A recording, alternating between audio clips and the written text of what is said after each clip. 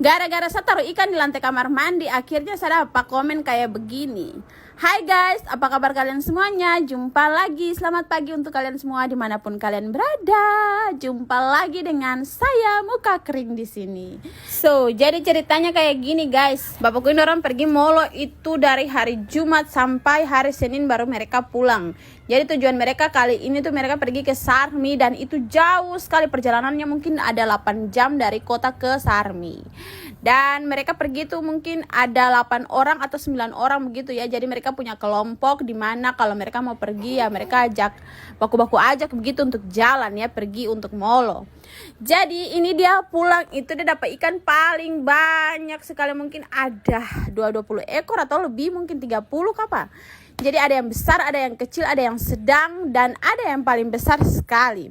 Jadi besar itu ada dapat 2 ekor yaitu garopa dengan ikan apalah namanya ya. Aduh, biasanya mereka pakai dia punya daging tuh bikin apa adonan pempek itu ya, makanan Palembang ke Sumatera ke Sulawesi itu mohon maaf saya juga kurang tahu ya. Tapi ikan apa sudah namanya saya pikir-pikir dulu. Oh, tenggiri, ikan tenggiri. Jadi itu seperti itu. Jadi dia dapat 1 ekor tuh besar sekali. Jadi dia bagi 2 karena dia punya cool box ini ukuran sedang yang seperti yang kamu lihat yang saya ada cuci ini. Jadi dia bagi 2 dan dia taruh di sini. Nah, hari Senin malamnya itu dia datang itu jam 10 atau jam 11 begitu, saya lupa ya. Intinya malam. Jadi datang begini karena dia sudah capek, terus bagaimana caranya untuk kita mau posting ini ikan-ikan, karena saya panik sekali kak, ini kan banyak-banyak ini kalau tidak segera diuangkan maka dia akan busuk melek seperti itu ya. Jadi saya bilang sudahlah, tidak usah taruh macam-macam lagi, tidak usah apa-apa, kasih bersih apa begitu, taruh di kamar mandi begitu. Saya foto tuh supaya saya posting di Facebook. Jika siapa yang mau minat untuk beli ikan ya tinggal mereka beli saja seperti itu. Nah, ucup ya, kita taruh begitu ya di kamar mandi seperti itu dan kita foto. Terus kita posting dan ada yang bilang ting ya taruh di kamar mandi ya. Sebenarnya saya tidak masalah dengan kakak, dia punya komentar ya, atau saya tidak ambil hati, saya tidak ambil pusing juga begitu. Tapi saya cuma mau bilang supaya kakak dia tahu bahwa saya punya kamar mandi nih.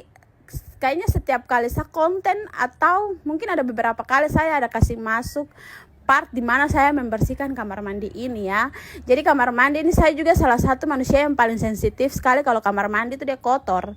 Bukan saya sensitif apa-apanya, tapi kayak lihat kayak kurang nyaman saja begitu. Jadi saya ini juga bagian kamar mandi itu saya tuh paling senang sekali kasih bersih ya. Jadi ini dia punya tehel itu saya setiap hari kalau selesai sapu dalam rumah. Jadi saya punya kegiatan tuh saya pertama kali itu membersihkan yang paling bersih dulu.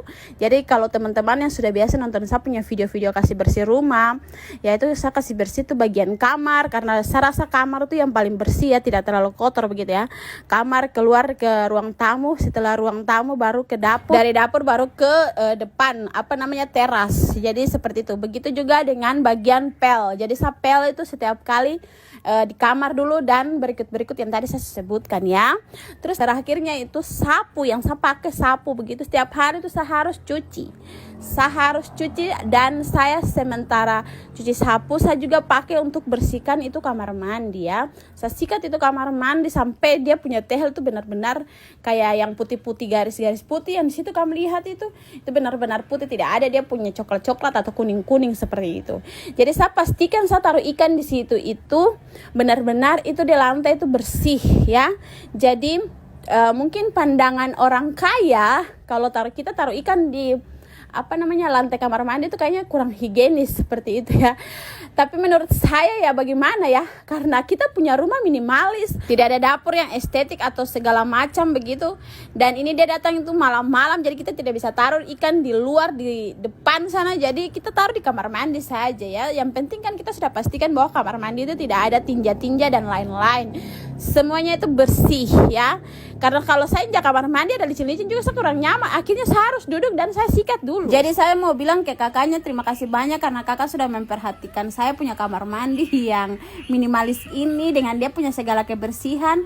Dan mulai sekarang kayaknya harus giat ya, giat sekali untuk membersihkan saya punya kamar mandi nih, karena apa yang menurut kita bersih belum tentu terlihat di orang lain tuh bersih. Jadi intinya kita ambil hal positifnya saja biar kita kedepannya lebih baik lagi. So untuk teman-teman semua mohon doanya supaya satu ketika pas saya buat video begitu, saya punya dapur ini nanti dapur estetik, mungkin dia punya freezer yang besar, terus ada tempat kasih bersih ikan begitu khusus. Jadi pas nanti saya kasih bersih ikan sudah terlihat estetika.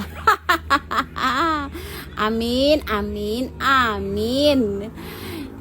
Hampir lah saya lupa cerita kata tadi pagi ini saya pergi jual ikan di Pasar Hamadi.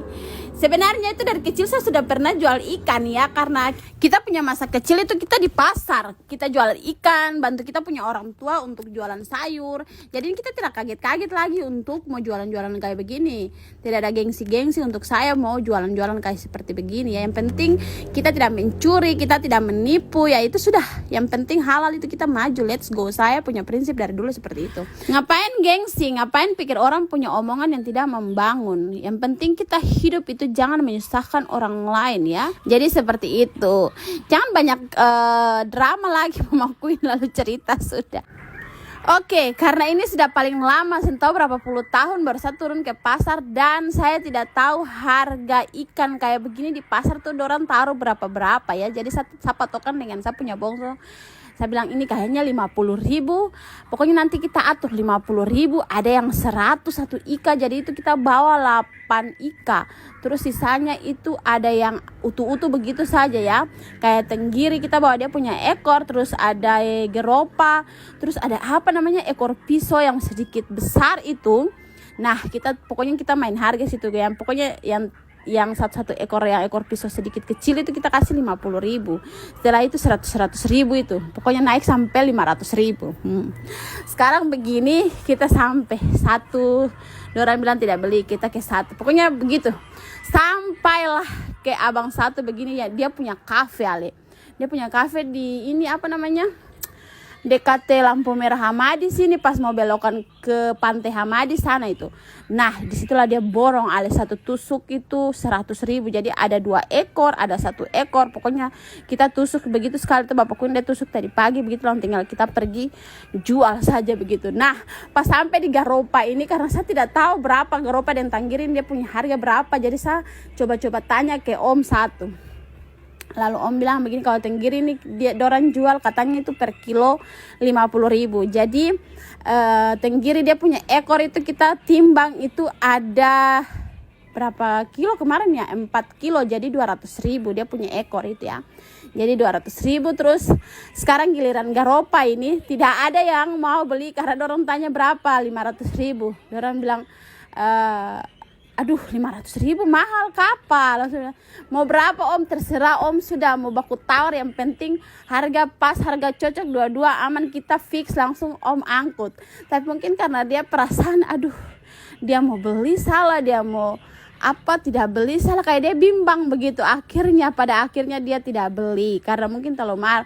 Tapi kan saya sudah bilang kalau mau itu tawar saja, baku tawar saja, karena saya tidak tahu harga pasar kan. Saya bilang aduh Om, saya ini pernah jualan, tapi ini saya baru pernah juga untuk jualan, baru pertama kali jualan kayak begini. Jadi Om baku tawar saya dengan saya, kalau harga bagaimana fix langsung Om angkat. Tapi tidak ada yang berani ya sudah. Sampai kakak Queen bilang ambil sudah, Bongso bilang Om tawar saja sudah, tapi Om tidak berani men. Cerita-cerita tapi kamu jangan salah fokus dengan ini Lovely dia karena sudah terbiasa lihat saya pun kegiatan seperti ini, jadi dia tahu itu tempat sikat toilet, jadi dia taruh di situ setelah kasih bersih ya. Jadi lanjut, kita punya Garopa itu tidak ada yang beli karena mereka takut mungkin tawar menawar atau mungkin hati berat. Jadi saya bilang ke Bongso, bungkus sudahlah kita bawa pulang. Kalau memang tidak laku ya sudah kita makan toh, walaupun ada ikan yang sudah kita pisahkan untuk makan. Tapi kalau memang Garopa tidak laku ya kita makan, sayang makan. Akhirnya kita bawa pulang. Oke guys, mungkin sekian dulu dari video hari ini dan sampai jumpa di next video. Ambil positifnya dan buang jauh-jauh negatifnya. Semoga kita selalu terhibur dan diberkati. Kedepannya kita tambah sukses lagi. Bye bye. Tapi selesai jual ikan itu saya punya uang 200.000 hilang di pasar Hitung-hitung buang sial sudah. Aduh. Bye.